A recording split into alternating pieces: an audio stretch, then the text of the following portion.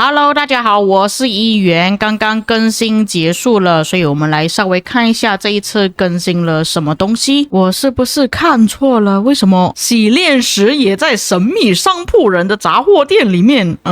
之前原本是没有的，难道是更新了之后就有了这个洗炼石吗？真的有诶，我第二次还是有诶，这个在更新公告里面好像没有提到这一点。哇，这样之后我们可以用更便宜的价格去拿到洗炼石，但是需要花宝石啦。不过算下来还是比起你们去普通商店购买还要便宜，就比方说我这边一颗要540颗宝石嘛，一般卖的话就是900颗宝石嘛，是不是？因为有一些玩家他们洗炼石不够的时候还是会通过这边商店购买啦，不然就是要通过驿站这边的军器商店去购买洗炼石，但是你这边能够购买的数量有限啊，如果你没有这个镀银币的话就很难去购买。不过其实现在洗炼石获得的渠道还蛮多的，就是你完成了一些任务啊，或者是成就之类的，就可以拿到不少的洗炼石。下一个就是我们打架的时候那个部队会不会分散开啊？那我试试看在远征这里好了。远征的话它不是打野蛮人嘛，但是它依旧还是会散开啦，所以我们这边测试呢只能拿我们自己的账号来做测试了。所以我们以正常的操作就是我们会锁定一个目标来战斗嘛，看它会不会闪开。其实还是一样会闪开啦，只是可以看到现在的队伍它是叠成在一起的，以前它不是叠成在一起的，以前它就是绕成一个圆圈，就比方说像你们刚刚远征看到的那个情况这样子。那这里我换一个角度再示范给大家看啊，它攻击的时候那个范围扩散有多大。之前至少会扩散成一个180度吧，现在基本上就是在往前面而已。它这个改进之后确实你扩散的范围没有这么大了，比较起之前。不过各位要注意的一点就是它这个改动呢对于野蛮人是没有效果的，还有旗帜要塞那边，所以你们如果是正常打野蛮人的话，你们看到你自己的部队分散会比较远一点。你可以看到基本上你的队伍是不会叠成在一起的，全部就是均匀的散开。但是刚刚我们可以看到我在打我自己的部队的时候它是可以叠成在一起的，你注意看这个圆形的范围每个部队。然后现在你们再看我打回我自己部队，我现在部队是散开的，就是我让我部队散开的情况下去攻击它，会不会让我的部队更散开？那你们可以看到这边叠成呢它是差不多半圆形吧，就是圆形的中间一半是会叠成在一起的，就比起你打野蛮人或者是之前的战斗的时候还要更小一点。像是你们可以看到埃塞尔他的攻击范围是半圆形，刚好他这个半圆形是可以覆盖到敌人的队伍的，就刚刚好，不会有一些队伍在后面他就打不到的情况发生。所以我觉得这个改进是蛮 OK 的，至少我们的队伍可能会减少冲入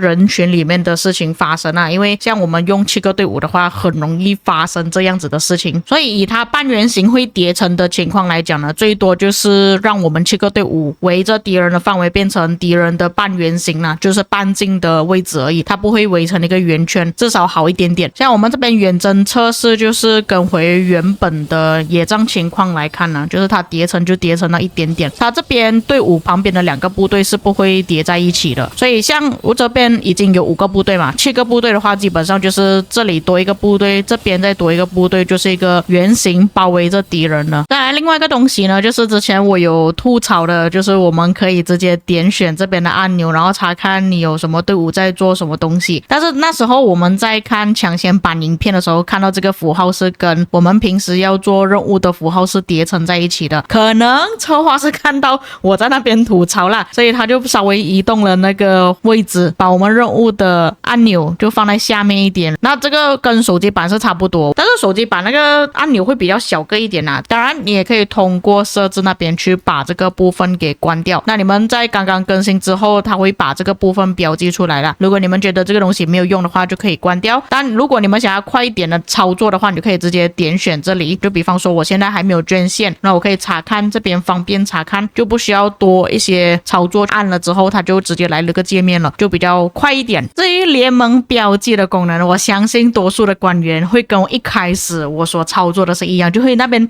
研究那个地图。诶，我不是把画面放小了吗？为什么我没有那个操作？我不能画地图呢 ？OK， 这里我就跟大家解释它到底是怎样操作的。就是你这点击空地了之后，你会看到除了插旗帜的标记之外，还多出了一个 S 字形的一个标记。你点了之后，它就会变成这个样子。然后要怎么去操作呢？你可以选择你想要用什么路线，就比方说，如果我现在要进攻的话，你就可以开始点。但是各位要记得，你这边可以选择你要放多少个点，但是现在暂时只有5个点，也就是说，你现在点了第一个点、第二个点、第三个点、第4个点、第5个点之后就不能再点了，你就必须要把原本的那个位置给清除掉。有可能你可以直接让对方跑来这个地方远一点啊，这样子就1个点就省了他那个点数，所以最多只能点5次而已。当然，如果你不要进攻，你可以换成防守啊，防守也是一样啦，就你点那个位置，只是它那个图标不一样而已。撤退的话就是一个脚印哦，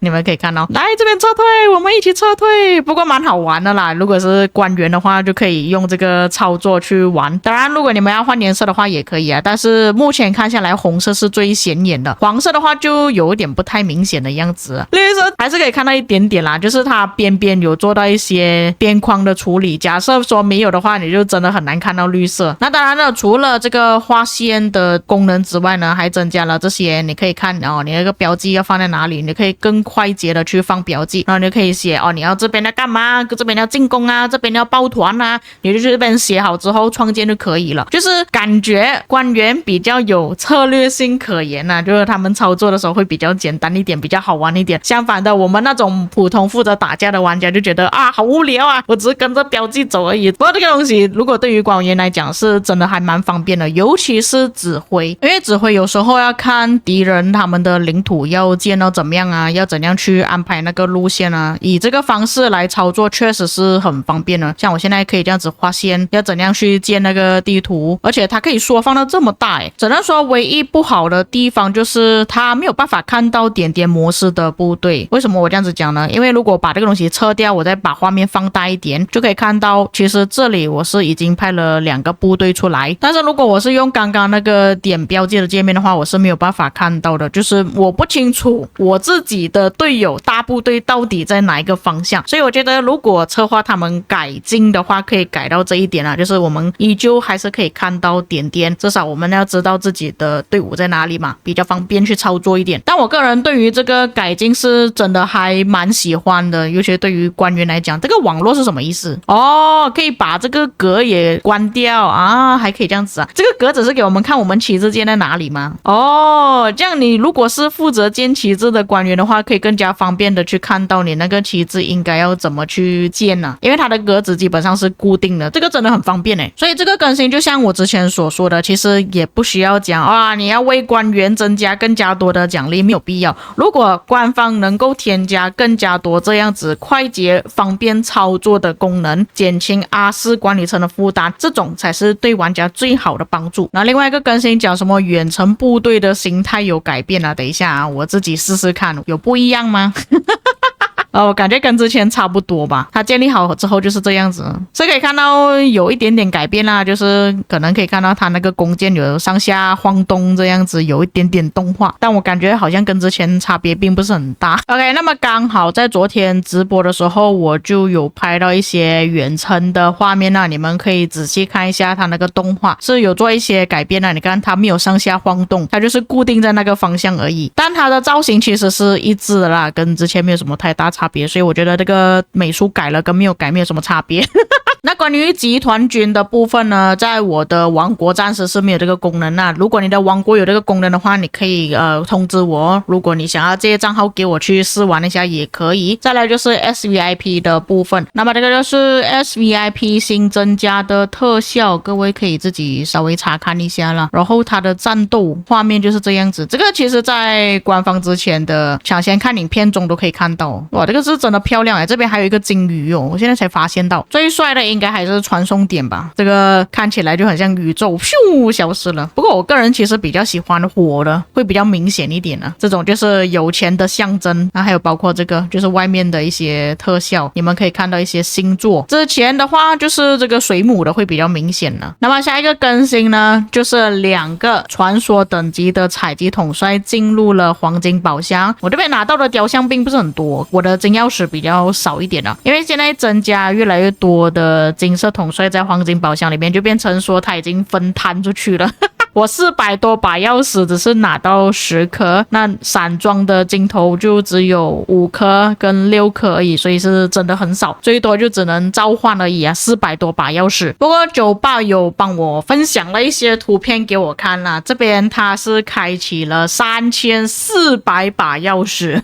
但是你们可以看到这边拿到的雕像呢，也是不足够去觉醒啦。像这位统帅的话，就只有拿到80颗雕像，这个还没有加上他其他闪的金头啦。然后这个就拿到40颗。接下来如果是说他们闪的话，这边就有138颗雕像，这个就127颗雕像，加起来还是不能够觉醒。所以如果你们要把这2位统帅觉醒呢，可能还是需要一段时间啦。但是除了黄金宝箱可以拿到这2位统帅之外，还有包括之前采集统帅的箱子，其实也是可以拿到这2位新的统帅。所以如果你们之前有留着一些的话，可以去开启。有一些玩家比较多，可能可以直接马上把他们给觉醒也说不定。因为我相信这个箱子应该蛮多人有的吧，1000多个、2000多个应该也不是什么问题。而且这个箱子好像很容易拿到。另外一个小小的更新呢，就是你们现在点击地面也是可以这样子操作了，就激战行军之类的。像以前的话是没有办法这样子的，你以前就必须要把画面放大了之后才可以点击激战行军之类的。这个更新是对于那些玩家可能他没有开启快捷战斗，就可以用这个方式去操作你的部队。另外一个更新是自动打野蛮人的部分呢，它现在是根据你打的数目去消耗了吗？我现在有多少体力？我大概打1000吧，因为听说它这个改动了之后，你第一个抵达的部队它不会马上进行攻击了，它会等其他的部队抵达了之后才进行攻击。我们看改到怎么样。因为之前我有一个困扰，就是它会时常先进攻，它真的会等哦，它难道要等到全部到了之后才攻击吗？那其实我在其他策略游戏中有看到类似的功能呢，就是它会自动等到了之后它就会进行攻击，看到吗？蛮好的它这个操作，这样你就不会变成说你其他的部队可能有一些血量比较高，一些血量比较低的问题啊，是真的会稍微等一下咯，等到全部到齐了之后才开始进行攻击。另外一个就是文明更换了，你们现在可以就是换不同的文明，然后争议用不一样的争议。就比方说像这样子，如果你喜欢不列颠的造型的话，那你可以选择不列颠，但是可以转换成原本你想要的攻击。就比方说我想要德国的提升，然后确定好之后你就可以换掉，还有增加2个工程车的提升。另外一个就是拘禁名单啊，不过在我录制影片的途中就看到这个公告啊，优化公告版本更新公告发出之后，他们收到大量玩家的反馈与建议，根据相关反馈，他们对拘禁名单进行了以下优化。王国内战力低于6000万的玩家将不受到战力排名限制，均可被添加至拘禁名单。当玩家处于囚笼状态时，无法被添加至拘禁名单，就是这样子而已。但是这个功能呢，其实只有国王可以操作啦。那我手头上没有国王，所以演示包给大家看。下一个就是可以查看一些王国是否在备战期或者是什么其他的时期已合并王国哦，这里可以直接查看了，蛮方便的哦。所以1816也是王国合并了啊，1414这个之前看过了，994也是合并了啊，因为我只知道1414已经合并了，没有想到其他王国也是合并了，所以你们可以在这边看一下哦。然后匹配期的话也可以查看一下哦，这样至少从这个地方我们可以大概看一下有哪一些王国他们已经在报名 KVK 了也是蛮不错的。然后还有一个就是备战期的王国，就是他们还没有报名 KVK 或者是 KVK 刚结束不久就会在这边了。最后一个就是统帅叙事功能呢，就是你可以把一些对话直接跳过了，直接按跳过就可以拿到奖励